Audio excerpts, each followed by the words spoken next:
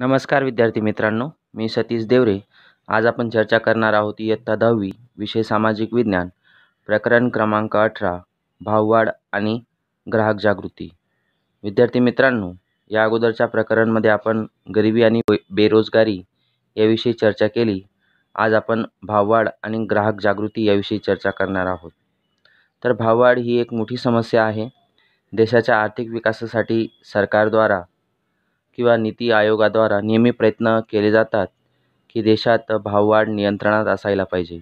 कारण भाववाढीचा विपरीत परिणाम सर्वसामान्य लोकांवरती होतो, गरीब लोकांवरती त्याचा वाईट परिणाम होतो. त्यामुळे जर भाववाढ झाली तर गरीब वर्गाची आणि मध्यम वर्गाची परिस्थिती अत्यंत दयनीय होत असते. तर चला तर विद्यार्थी मित्रांनो, समजून घेऊया की भाववाढ म्हणजे काय. तर भाववाढ म्हणजे अर्थतंत्रात सर्वच क्षेत्रात किंमत पातळीमध्ये सतत आणि एकसारख्या उच्च दराने वाढ होत असेल तर त्याला भाववाढ असे म्हणतात. किंवा जेव्हा अर्थतंत्रात एकूण वस्तू आणि सेवेच्या पुरवठ्यापेक्षा जर वस्तू आणि सेवेची मागणी जास्त असेल तर त्यांच्या किमती सतत वाढत असतात. तर किंमत वाढत जाणाऱ्या या परिस्थितीलाच भाववाढ असे म्हणतो.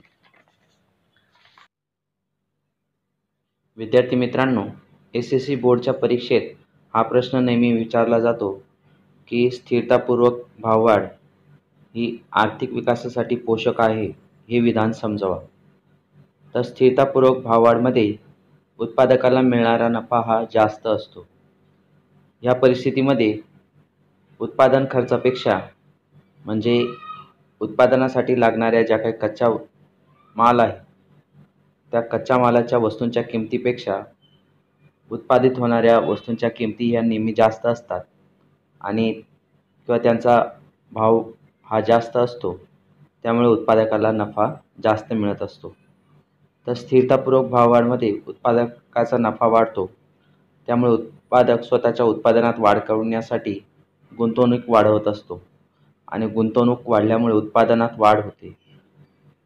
गुंतवणूक वाढवत असताना तो उत्पादन वाढवण्याचा प्रयत्न करतो आणि उत्पादन वाढवण्यासाठी तो रोजगारात वाढ करतो. म्हणजे अगोदर तो जेवढ्या श्रमिकांच्या मदतीने उत्पादन घेत होता किंवा उत्पादन करत होता, तर आता त्याला उत्पादनात जर वाढ करायची असेल तर त्याला श्रमिकांच्या संख्येमध्ये सुद्धा वाढ करावी लागेल.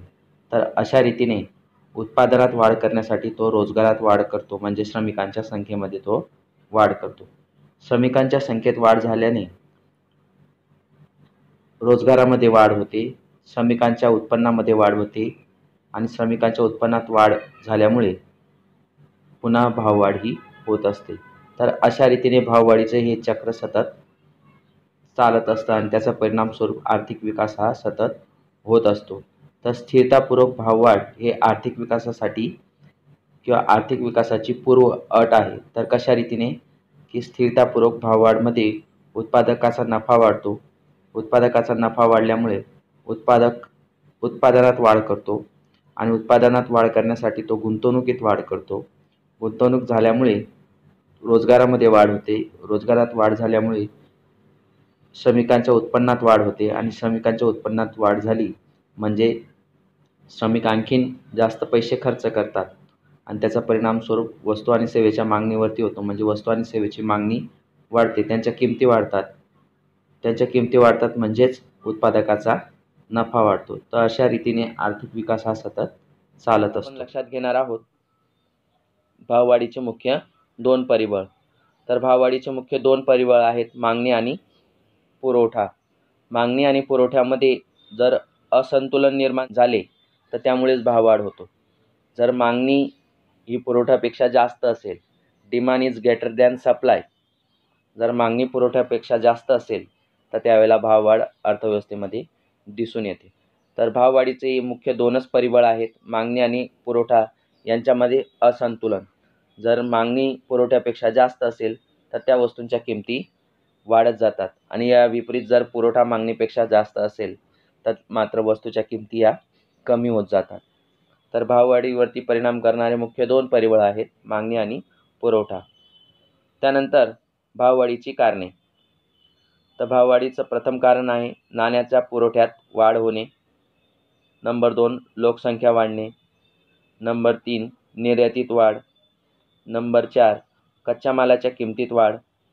नंबर 5 बिन नोंदविलेल्या नाण्याचे चलन. नंबर 6 सरकारद्वारा भाववाढ. नंबर 7 नैसर्गिक परिबळ. नंबर 8 जकात चोरी, साठेबाजी आणि काळा बाजार. तर भाववाढीचं पहिलं कारण म्हणजे नाण्याच्या पुरवठ्यात वाढ. सरकारद्वारा नाण्याच्या पुरवठ्यात 3 प्रकारे वाढ होऊ शकते. नंबर 1 खाद्य पुरवणीद्वारा. खाद्य पुरवणी म्हणजे ज्यावेळेला सरकारच्या आवकपेक्षा सरकारचा खर्च जास्त असेल तर हा खर्च पूर्ण करण्यासाठी सरकार RBI द्वारा नवीन चलनी नोटा छापून घेते आणि त्या नवीन चलनी नोटा खर्च करते. तर यालाच काय आपण म्हणतो, खाद्य पुरवणी असे म्हणतो. त्यानंतर नाण्याच्या चलन वेगात वाढ. नाण्याच्या चलन वेगात वाढ म्हणजे काय, की ज्या वेळेला 1 रुपया 10 रुपयाचं काम करत असेल, म्हणजे 1 रुपया जर 10 व्यक्तींच्या हातामधून जात असेल तर तो 1 रुपया 10 रुपयाचं विनिमय करतो. तर यालाच काय म्हणतो, नाण्याचा चलन वेग असं म्हणतो. म्हणजे त्या 1 रुपयाने 10 रुपयाचं काम केलं. तर अशा रीतीने जर नाण्याच्या चलन वेगात वाढ झाली म्हणजे व्यवहारांमध्ये जर वाढ झाली तर त्यामुळे सुद्धा नाण्याचा पुरवठा वाढतो. त्यानंतर व्याजाच्या दरात जर घट झाली तर व्याजाच्या दरात घट झाल्यामुळे कर्ज स्वस्त होतं आणि कर्ज जर स्वस्त झालं तर उत्पादक वर्ग जास्तीत जास्त लोन घेत असतात किंवा कर्ज घेत असतात आणि त्यामुळे ते जास्त गुंतवणूक करतात. त्यामुळे सुद्धा नाण्याच्या पुरवठ्यात वाढ होते. तर एकंदरीत लक्षात ठेवायचं की नाण्याच्या पुरवठ्यात वाढ झाली आणि समोर उत्पादनात जर वाढ झाली नाही तर याचा परिणाम काय होतो, भाववाढ असा होतो.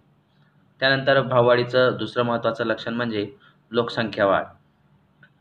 तर लोकसंख्या ही भाववाढीचं एक प्रमुख कारण आहे. कारण की लोकसंख्या जर वाढली आणि त्यातल्या त्यात पण जर बिनउत्पादकीय लोकसंख्येमध्ये जर जास्त वाढ होत असेल, म्हणजे जे काम करणाऱ्या व्यक्तीच्या वयोगटामध्ये ज्यांचा समावेश होत नाही असे बिनउत्पादकीय म्हणजे नॉन प्रोडक्टिव्ह पॉप्युलेशनमध्ये जर वाढ झाली तर त्यामुळे काय होतं की भाववाढ जास्त होते.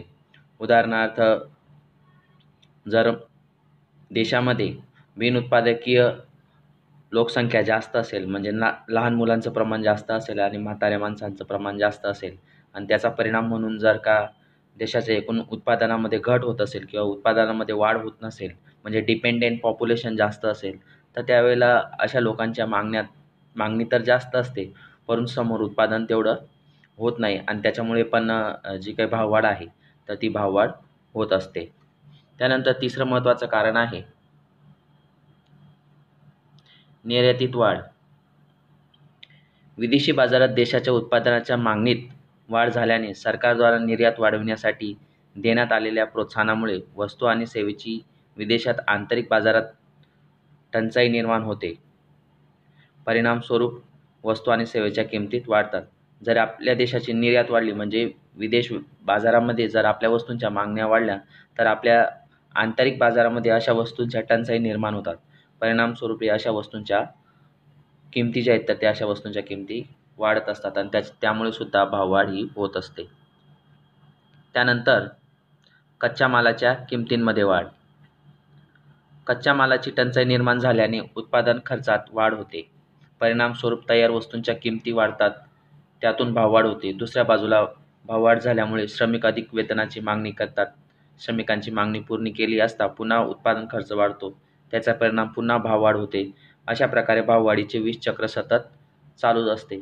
जर कच्च्या मालाच्या किमती वाढल्या तर त्याचा परिणाम काय होईल की ज्या तयार वस्तू आहेत तर त्या तयार वस्तूंचे भाव जास्त होतात आणि तयार वस्तूंचे जर भाव वाढले तर अर्थतंत्रामध्ये भाववाढ होते आणि अर्थतंत्रात जर भाववाढ झाली तर श्रमिक काय करतात, जास्त वेतनाची मागणी करतात आणि श्रमिकांची वेतनाची मागणी जर पूर्ण केली तर त्याचा परिणाम काय होतो, त्याचा परिणाम पुन्हा उत्पादन खर्च वाढण्यावरती होतो आणि त्यातून पुन्हा भाववाढ जन्माला येते. तर अशा रीतीने भाववाढीचं 20 चक्र जे आहे ते सतत चालूच असतं.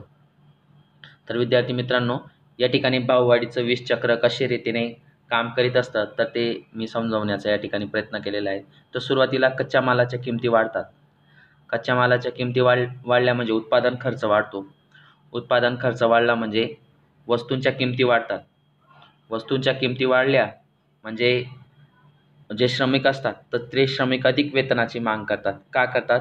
कारण की अर्थव्यवस्थेमध्ये जर भाववाढ झाली तर तेवढ्याच वेतनावरती श्रमिकांना जीवन जगणं मुश्किल होतं. म्हणजे तेवढ्याच पगारावरती त्यांचं घर चालत नाही. त्यामुळे ते जास्त वेतनाची मागणी करतात, कारण की नाण्याची खरेदी शक्ती ही कमी झालेली असते. त्यामुळे श्रमिक अधिक वेतनाची मागणी करतात आणि श्रमिक जर अधिक वेतनाची मागणी करत असतील तर पुन्हा उत्पादन खर्च वाढतो आणि त्यातून पुन्हा भाववाढ होते. आणि भाववाढ झाली म्हणजे पुन्हा जो कच्चा माल आहे किंवा कच्च्या मालाच्या किमती पुन्हा वाढतात. त्यातून पुन्हा उत्पादन खर्च वाढतो आणि अशा रीतीने भाववाढीचं जे विषचक्र आहे तर ते सतत अर्थव्यवस्थेमध्ये काम करत असतं. सरकारने एक आवक नक्की केलेली असते. त्या आवकपेक्षा जर लोकांची आवक जास्त असेल तर त्या अतिरिक्त रकमवरती लोकांना टॅक्स द्यावा लागतो, म्हणजे इन्कम टॅक्स सरकारला भरावा लागतो. परंतु हा अतिरिक्त आवकमधून भरण्यात येणारा इन्कम टॅक्सचे पैसे लपविण्यासाठी लोक काय करतात, ते पैसे जास्त खर्च करतात. परिणामस्वरूप अर्थव्यवस्थेमध्ये भाववाढ होते. तर बऱ्याचदा अशी आवक सरकारकडून लपवून ठेवण्यासाठी जे व्यापारी वर्ग असतं, तो व्यापारी वर्ग स्वतःच्या हिशोबवहीमध्ये या आवकची नोंद करत नाही किंवा त्या व्यवहारांचं नोंद करत नाही. परिणामस्वरूपी असा पैसा बिनउत्पादकीय प्रवृत्तींमागे जास्त खर्च होतो आणि त्याच्यातून भाववाढ ही होत असते. त्यानंतर पुढचा मुद्दा आहे सरकारद्वारा भाववाढ, की बऱ्याचदा सरकारद्वारा सुद्धा भाववाढ केला जातो. उदाहरणार्थ, सरकार पेट्रोलियम उत्पादनाचे भावांमध्ये वाढ करते. त्यामुळे जो वाहतूक खर्च आहे तो वाहतूक खर्च वाढतो. त्याचा परिणाम वस्तू आणि सेवेच्या भाववाढीवरती होतो. त्यानंतर कृषी उत्पादनाच्या किमतींमध्ये वाढ केली जाते. बऱ्याचदा शेतकरी कृषी उत्पादनाच्या ज्या काही किमती असतात तर त्या किमती सरकारद्वारा निर्धारित करण्यासाठी ते नेहमी सरकारला सांगत असतात. त्यामुळे सरकार कृषी उत्पादनाचे भाव वाढवते. कृषी उत्पादनाचा भाव वाढल्यामुळे जे उत्पादकीय वस्तू आहेत तर त्या उत्पादकीय वस्तूंचा भावसुद्धा वाढतो. कारण की कृषी उत्पादनाच्या वस्तू किंवा कृषीमध्ये उत्पादित होणारे माल जो आहे तर तो कच्चा माल म्हणून उद्योगामध्ये वापरला जातो. जर कृषी क्षेत्रात किंवा कृषी उत्पादित मालाचा भाव वाढला तर औद्योगिक उत्पादित वस्तूंचा भावसुद्धा वाढतो. त्यानंतर बऱ्याचदा खातपुरवणीद्वारा पण नवनवीन चलनी नोटांचा पुरवठा वाढवला जातो. त्यातून भाववाढ होते. सरकार जे आहे तर नवीन चलनी नोटा छापूनसुद्धा बऱ्याचदा भाववाढ करत असते. अतिरिक्त नोटा छापल्यामुळे त्या अर्थतंत्रामध्ये चलनामध्ये येतात. अर्थतंत्राच्या चलनामध्ये येताच त्या नोटांद्वारा वस्तू आणि सेवेसाठी विनिमय होतो आणि त्याचा परिणाम भाववाढीवर होतो. त्यानंतर पुढचा मुद्दा आहे नैसर्गिक परिबळ, की नैसर्गिक परिबळ किंवा मानवनिर्मित परिबळांमुळे सुद्धा भाववाढ होत असते. त्यामुळे मागणी आणि पुरवठ्यामध्ये असंतुलन निर्माण होत असते. बऱ्याचदा अतिवृष्टी, अनावृष्टी, भूकंप, नैसर्गिक आपदांमुळे यासारख्या नैसर्गिक आपदांमुळे सुद्धा मागणी आणि पुरवठा यांच्यामध्ये असंतुलन निर्माण होत असते. मानवनिर्मित परिबळांमध्ये युद्ध, बंद, आंदोलन, हडताळ, औद्योगिक अशांती, टाळेबंदी याचा पुरवठ्यावर विपरीत परिणाम होतो. परिणामस्वरूप भाववाढ होते. त्यानंतर पुढचा मुद्दा आहे जकात चोरी, साठेबाजी आणि काळा बाजार. तर जकात चोरी म्हणजे काय, की लपून छपून चोरून केला जाणारा व्यापार. बऱ्याचदा काही वस्तू अशा असतात की ज्यांच्या उत्पादनावर किंवा त्या वस्तूंच्या विक्रीवरती सरकारद्वारा बंदी ठेवली जाते. तर अशा वस्तूंच्या विक्रीसाठी लोक त्या वस्तूंचा चोरून व्यापार करतात आणि अशा वस्तूंच्या किमती पण खूप जास्त असतात. तर चोरून व्यापार केल्यामुळे या वस्तूंचा ग्राहक जास्त किंमत चुकवतात आणि परिणामस्वरूप अर्थतंत्रामध्ये भाववाढ होते. त्यानंतर आहे साठेबाजी. तर साठेबाजी अशा वस्तूंची केली जाते की त्या वस्तूंबद्दल अफवा असते, म्हणजे या वस्तूंचे भाव भविष्यामध्ये वाढणार आहेत अशी व्यापारींमध्ये अफवा असते. त्यामुळे व्यापारी या वस्तू साठवून ठेवतात की जेणेकरून भविष्यामध्ये या वस्तूंचे भाव वाढतील आणि पुन्हा या वस्तू जास्त भावाला विकून आपल्याला नफा मिळवता येईल. यासाठी सध्या बाजारात वस्तूचा पुरवठा पुरेशा प्रमाणात असूनसुद्धा या वस्तूंची साठेबाजी केली जाते. म्हणजे बाजारात या वस्तूची कृत्रिम टंचाई निर्माण होते आणि या वस्तूंचा भाव वाढत असतो. त्यानंतर आपण लक्षात घेणार आहोत की भाव नियंत्रण कशासाठी. तर भाव नियंत्रण कशासाठी किंवा भाववाढीचे सर्वसामान्य लोकांवर काय परिणाम होतात, अर्थतंत्रावर त्याचा काय परिणाम होतो, याची आपण आता चर्चा करणार आहोत. भाववाढीचा गरीब आणि मध्यम वर्गाच्या लोकांवर विपरीत परिणाम होतो, कारण की ह्या लोकांची आवक मर्यादित असते आणि निर्धारितसुद्धा असते. त्यामुळे भाववाढी ज्या प्रमाणात होत असते त्याच प्रमाणात त्यांच्या उत्पन्नामध्ये वाढ होत नाही आणि परिणाम स्वरूपे त्यांची खरेदी शक्ती कमी होते आणि त्यांची खरेदी शक्ती कमी झाली म्हणजे त्यांच्या जीवनमानावरती त्याचा परिणाम होतो. तर भाववाढीचा सगळ्यात जास्त परिणाम गरीब आणि मध्यम वर्गावरती होत असतो. त्यानंतर दुसरा मुद्दा आहे भाववाढीचा बचत आणि भांडवल निर्मितीच्या दरावरती सुद्धा परिणाम होतो. भाववाढीमुळे लोक बचत करू शकत नाही, कारण की भाववाढीमुळे नाण्याची खरेदी शक्ती कमी होते. अगोदर जेवढ्या वस्तू खरेदी करण्यासाठी ग्राहकाला एक निश्चित रक्कम चुकवली जात होती त्यापेक्षा ग्राहकाला आता भाववाढीमुळे जास्त पैसे द्यावे लागतात. त्याच्यामुळे त्यांची बचत शक्ती जी आहे तर ती कमी होत जाते. बचत कमी झाल्यामुळे भांडवल निर्मितीचा दरसुद्धा कमी होतो. बचत कमी झाली म्हणजे नाणकीय भांडवल कमी होतं. लोक बँकेमध्ये पैसे ठेवत नाही, कारण की त्यांची आवकच कमी असते आणि दुसऱ्या बाजूला भाववाढ होतो. तर ज्यांची आवक जास्त असते त्यांची बचत जास्त असते, ज्यांची आवक कमी असते त्यांची बचतसुद्धा कमी असते आणि भाववाढीमुळे तर ते बिलकुल बचत करू शकत नाही. तर त्या बचत न झाल्यामुळे भांडवल निर्मितीचा दरसुद्धा कमी असतो आणि भांडवल निर्मितीचा दर कमी असेल तर गुंतवणूक होणार नाही आणि गुंतवणूक जर झाली नाही तर रोजगारामध्ये वाढ होणार नाही. तर अशा रीतीने भाववाढीचा विपरीत परिणाम आपल्याला या ठिकाणी दिसून येतो. त्यानंतर विदेशी भांडवल गुंतवणूक कमी होते. आयातीच्या वस्तूंवर जास्त खर्च झाल्याने विनिमयाची एक नवीन समस्या जी आहे तर ती नवीन समस्या निर्माण होते. तर भाववाढीचा विपरीत परिणाम कशावरती होतो तर विदेश व्यापारावरती सुद्धा होतो, कारण की भाववाढीमुळे देशातील आंतरिक वस्तू या महाग होत जातात आणि वस्तू महाग झाल्यामुळे त्या विदेशामध्ये त्या वस्तूंची मागणी कमी होते. दुसऱ्या बाजूला आयाती वस्तू ज्या आहेत तर त्या आयाती वस्तू स्वस्त वाटतात, कारण की आंतरिक ज्या देशाच्या मध्ये उत्पादित केल्या जाणाऱ्या वस्तू आहेत तर त्या आंतरिक भावसपाटी वाढल्यामुळे या वस्तूंचे भावसुद्धा वाढून जातात. परंतु ज्या विदेशमधून येणाऱ्या ज्या वस्तू आहेत तर त्या आपल्या वस्तूंच्या तुलनेमध्ये त्या वस्तू स्वस्त वाटतात. त्यामुळे एका बाजूला निर्यात कमी होते आणि दुसऱ्या बाजूला आयात वाढून जाते. यामुळे एक विदेशी मुद्रा भंडारची समस्या या ठिकाणी निर्माण होते. त्यानंतर चौथा मुद्दा आहे प्राथमिक वस्तूंचे उत्पादन कमी झाल्याने प्रजेचे जीवन धोरण खालावते, गरीब अधिक गरीब होतात. भाववाढीमुळे गरीब लोक अधिक गरीब होत जातात, कारण की त्यांची खरेदी शक्तीसुद्धा कमी होते. खरेदी शक्ती कमी झाली त्यामुळे ते स्वतःच्या प्राथमिक गरजासुद्धा पूर्ण करू शकत नाही. दुसऱ्या बाजूला भाववाढीचा विपरीत परिणाम श्रीमंत वर्गांवरती कमी प्रमाणामध्ये पाहायला मिळतो. ते अधिक वैभव आणि विलासी वस्तू खरेदी करतात. शिवाय वैभव आणि विलासी वस्तूंच्या उत्पादनामधून जो काही उत्पादक वर्ग आहे त्या उत्पादक वर्गाला मिळणारा नफासुद्धा जास्त असतो.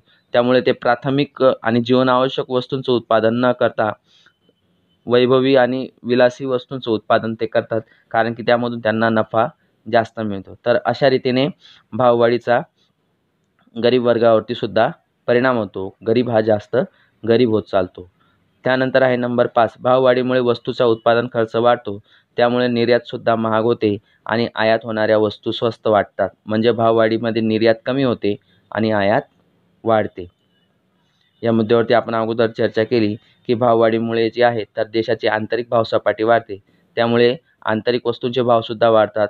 विदेशी वस्तूंच्या तुलनेमध्ये आपल्या देशी वस्तू जास्त महाग वाटतात. त्यामुळे निर्यातसुद्धा कमी होते. दुसऱ्या बाजूला आयात जी आहे तर आयात स्वस्त वाटते. म्हणजे भाववाढीमुळे निर्यात कमी होते आणि आयात वाढत जाते. नंबर 6, भाववाढीमुळे गरीब आणि मध्यम वर्गाचे जीवनस्तर खालावते. गरजा पूर्ण करण्यासाठी चोरी, लूटपाट, हत्या, गुन्हेखोरी, देहव्यापार, सट्टेबाजी, साठेबाजी, काळा बाजार, भ्रष्टाचार यासारख्या अनैतिक प्रवृत्त्या समाजामध्ये वाढत जातात. समाजाचे नैतिक अधपतन होते. तर भाववाढीमुळे गरीब वर्गावरती विपरीत परिणाम होतो. लोकांना जो रोजगार मिळतो त्या रोजगारामधून पुरेशा प्रमाणामध्ये उत्पन्नसुद्धा मिळत नाही.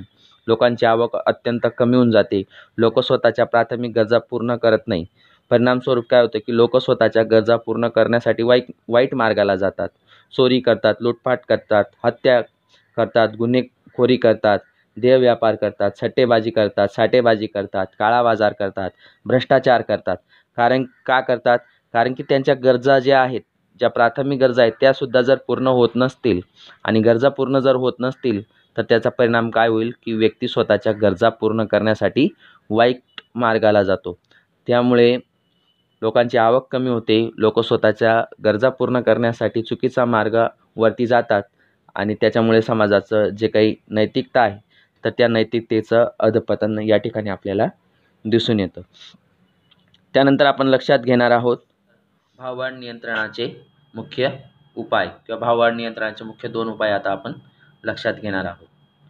मध्यवर्ती बँक आणि सरकारद्वारा किंवा भाववाढीचे मुख्य 2 उपाय आहेत. तर ते 2 उपाय कोणते? तर आर्थिक उपाय किंवा नाणकीय उपाय आणि दुसरा आहे राजकोषीय उपाय. तर अर्थव्यवस्थेमध्ये 2 प्रकारचे भाववाढीसाठी सरकार प्रयत्न करीत असते किंवा 2 प्रकारे सरकारजवळ उपाय आहेत. तर एक मध्यवर्ती बँकद्वारा म्हणजे जी RBIची नीती असते तर त्याला आपण आर्थिक नीती असं म्हणतो किंवा नाणकीय नीती असं म्हणतो. आणि सरकारद्वारा भाववाढी नियंत्रणासाठी जी नीती अपनविली जाते तर तिला आपण काय म्हणतो? राजकोषीय नीती असं म्हणतो किंवा तिला राजकोषीय पावलं असं म्हणतो.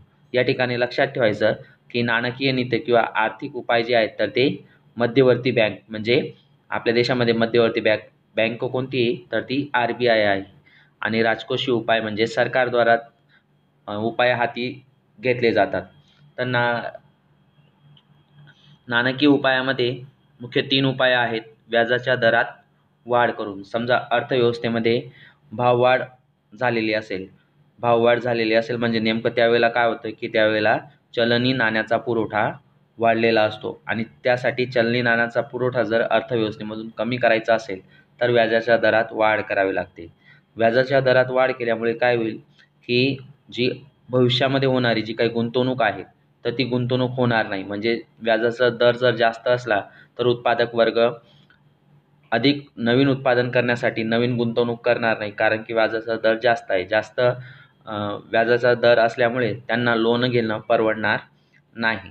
त्यामुळे ते गुंतवणूक करणार नाही. म्हणजे नवीन चलनी नोटा किंवा नवीन सर्क्युलेशन ऑफ मनी ज्याला आपण म्हणतो, नवीन चलनाचा पुरवठा हा अर्थव्यवस्थेमध्ये येणार नाही. म्हणजे व्याजाचा दर जर वाढला तर नवीन पैसा जो आहे तो नवीन पैसा बाजारामध्ये येत नाही आणि परिणामस्वरूप नाण्याचा पुरवठा काय होतो? कमी होतो. आणि दुसऱ्या बाजूला व्याजाचा दर वाढल्यामुळे काय होतात की व्याजाचा दर वाढल्यामुळे जे व्यापारी बँका असतात तर त्या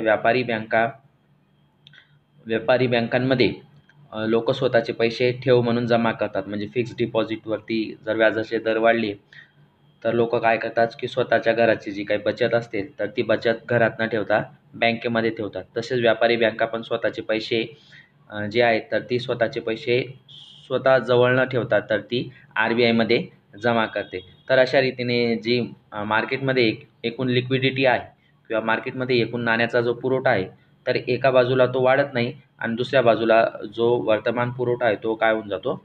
कमी होऊन जातो. कारण की लोक स्वतःच्या घरात पैसे न ठेवता ते पैसे बँकेमध्ये ठेवतात, कारण की व्याजाचा दर वाढलेला असतो. त्यानंतर रोख राखीव प्रमाणामध्ये वाढ. तर RBI किंवा मध्यवर्ती बँक काय करते? रोख राखीव प्रमाणामध्ये वाढ करते. रोख राखीव प्रमाण म्हणजे काय की दरेक बँक जी असते तर ती दरेक बँकेला स्वतःच्या लिक्विडिटीच्या प्रमाणामध्ये अमुक टक्के रक्कम ही RBIमध्ये डिपॉझिट म्हणून ठेवावी लागते. त्यालाच रोख राखीव असे म्हणतात किंवा त्याला कॅश रिझर्व्ह रेशो असं म्हणतात. उदाहरणार्थ एखादी बँक आहे, त्या बँकेजवळ समजा 100 करोड रुपये असतील तर RBIमध्ये जर रोख राखीव प्रमाण किंवा कॅश रिझर्व्ह रेशो जर 5% असेल तर 5 करोड रुपये RBIमध्ये फिक्स प्रमाणामध्ये ठेवावे लागतील. तर त्यालाच आपण काय म्हणतो? रोख राखीव प्रमाण. तर मध्यवर्ती बँक किंवा रिझर्व्ह बँक ऑफ इंडिया जर रोख राखीव प्रमाणामध्ये जर वाढ करत असेल तर बँकांची जी लिक्विडिटी ती काय होऊन जाते?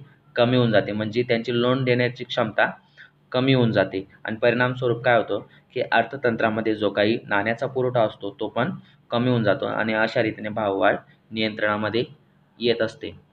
त्यानंतर बाजारात सरकारी जामीनगिरीची विक्री. तर सरकारी जामीनगिरीची विक्री म्हणजे काय की सरकारच्या ज्या काही योजना असतात, ज्या आर्थिक योजना असतात, तर त्या आर्थिक योजनांचं एक ट्रेझरी बिल किंवा हमीपत्र जे आहे तर ते RBIच्या माध्यमाने लोकांना विकलं जातं.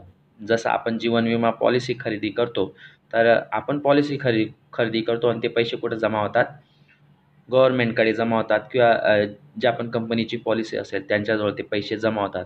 तसंच सरकार च्या ज्या काही योजना असतात, तर जसं पोस्ट ऑफिसची योजना आहे, तर त्यामध्ये आपण काय करतो, आपण पैसे त्या ठिकाणी ठेवत असतो आणि त्याच्या बदल्यामध्ये सरकार आपल्याला व्याज देत असते. तर सरकारी गिरी म्हणजे काय की सरकारच्या वतीने RBI सरकारचे ट्रेझरी बिल जे आहे तर ते काय करते, विकत असते. कोणाला? सर्वसामान्य लोकांना किंवा मग स्वतः जे काही कॉमर्शियल बँका आहेत तर त्या कॉमर्शियल बँकांना ते बिल विकलं जातं आणि सरकारच्या या योजनेमध्ये इतर ज्या व्यापारी बँका आहेत तर ते त्या ठिकाणी ते गुंतवणूक करत असतात. तर अशा रीतीने बाजारामध्ये जो काही नाण्याचा पुरवठा असतो तो लोकांच्या हातामधून कुठं जातो, सरकारकडे जमा होतो. तर अशा रीतीने पूर्ण नाण्याचा पुरवठा कंट्रोल करता येतो किंवा मग पूर्ण नाण्याचा पुरवठा जो आहे तर तो पूर्ण नाण्याचा पुरवठा अर्थव्यवस्थेमधून कमी करता येतो. एकतर व्याजदरामध्ये वाढ करून म्हणजे लोक कमी कर्ज घेतात, नंतर कॅश रिझर्व्ह रेशो वाढून म्हणजे रोख राखीव प्रमाण वाढून सुद्धा बँकांची जी काही कर्ज देण्याची क्षमता आहे तर ती RBI डायरेक्ट कमी करू शकते. आणि दुसरं म्हणजे सरकारच्या माध्यमाने सरकारच्या विविध योजनांमध्ये जर लोक पैसे अडकवतील, उदाहरणार्थ पोस्ट ऑफिसमध्ये लोक पैसे अडकवतील, तो पैसे कुठे जातील, सरकारकडे जमा होतील आणि तेवढी लिक्विडिटी म्हणजे तेवढा जो पैसा आहे तो लोकांच्या हातामध्ये न राहता सरकारच्या हातामध्ये जाईल. तर अशा रीतीने अर्थव्यवस्थेमध्ये नाण्याचा पुरवठा कमी केला जातो, म्हणजे तेवढी लोकांची मागणी काय होऊन जाते, कमी होऊन जाते आणि अशा रीतीने भाववाढ जी आहे तर ती नियंत्रणामध्ये येत असते. त्यानंतर आपण पाहणार आहोत राजकोषीय उपाय. तर राजकोषीय उपायच्या अगोदर आपण लक्षात घेणार आहोत की राजकोषीय म्हणजे काय, की सरकारची आवक आणि खर्चाची नीती म्हणजे राजकोषीय नीती. तर राजकोषीय नीतीमध्ये 3 मुद्द्यांचा विचार केला जातो: सार्वजनिक आवक, सार्वजनिक खर्च आणि सार्वजनिक ऋण.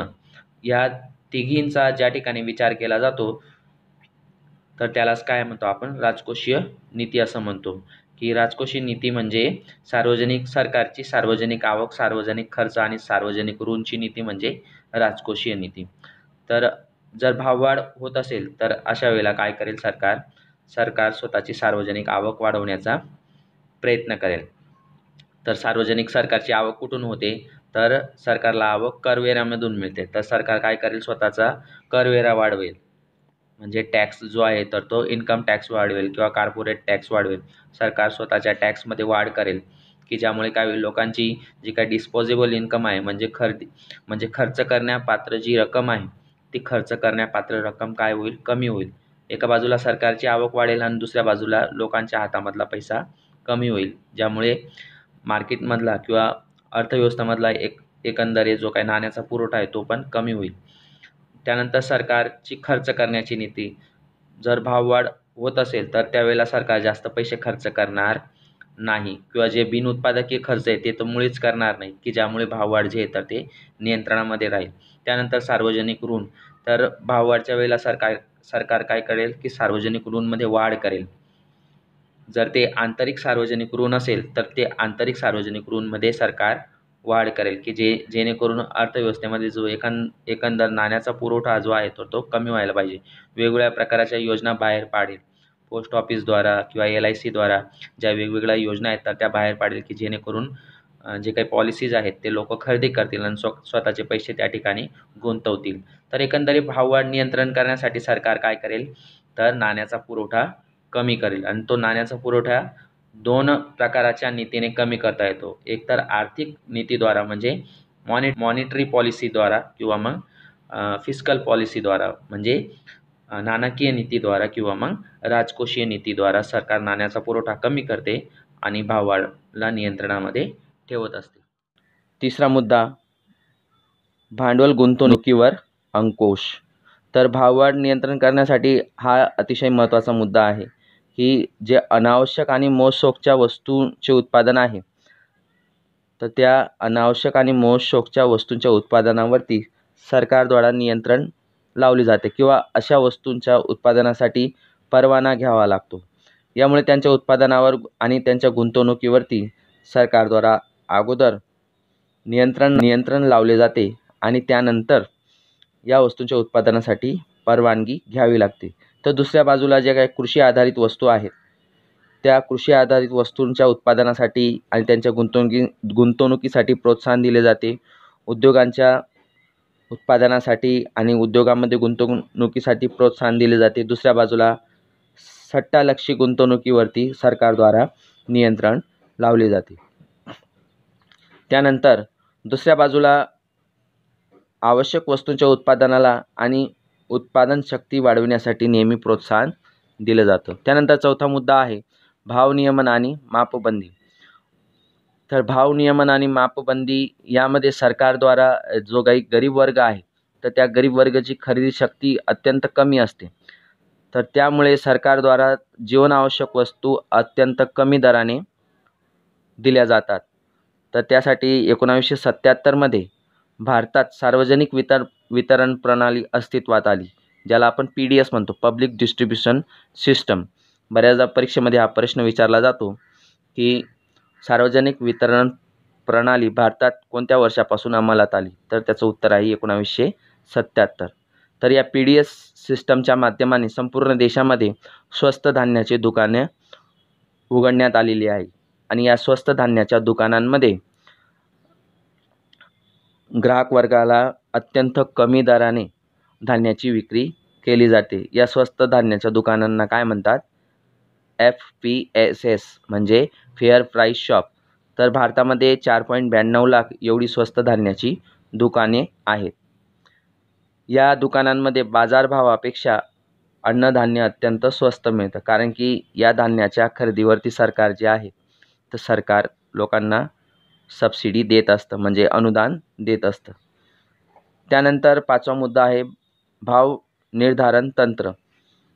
तर सरकारद्वारा ज्या आवश्यक वस्तू आहेत, जीवनावश्यक वस्तू आहेत, तर त्या जीवनावश्यक वस्तूंचे भाव वाढायला नको, त्या वस्तूंची काळाबाजारी व्हायला नको, त्या वस्तूंची साठेबाजी व्हायला नको, यासाठी काही कायदे बनवण्यात आलेले आहे आणि त्या कायद्यांद्वारा या वस्तूंची साठेबाजी किंवा सट्टेबाजी थांबवली जाते. तर भारतामध्ये जीवनावश्यक वस्तू सहजरीतीने मिळतील यासाठी 1955मध्ये वस्तू विनिमय कायदा अंमलामध्ये आला. लक्षात ठेवायचं की 1955मध्ये वस्तूविषयक कायदा जो आहे, तो वस्तूविषयक कायदा अंमलामध्ये आला. तर या कायद्याच्या अंतर्गत सरकारने एखाद्या वस्तूचा भाव नक्की केलेला असेल आणि जर कोणी व्यापारी त्या नक्की केलेल्या भावापेक्षा ती वस्तू जास्त महाग विकत असेल, तर सरकारद्वारा किंवा कायदाकीय रीतीने ती व्यक्ती गुन्हेगार समजली जाईल आणि त्या व्यक्तीला कडक शिक्षा केली जाईल. त्याशिवाय सट्टाखोरी साठेबाजी थांबवण्यासाठी पासा म्हणजे prevention of anti social activities act pass केला आणि त्या अंतर्गत जो पण काही वस्तूंची काळाबाजारी होत होती, तर ती काळाबाजारी थांबवण्यात आली. तर विद्यार्थी मित्रांनो, या ठिकाणी भाग 1 संपलेला आहे. उर्वरित मुद्द्यांवरती आपण पुढच्या व्हिडिओमध्ये चर्चा करणार आहोत.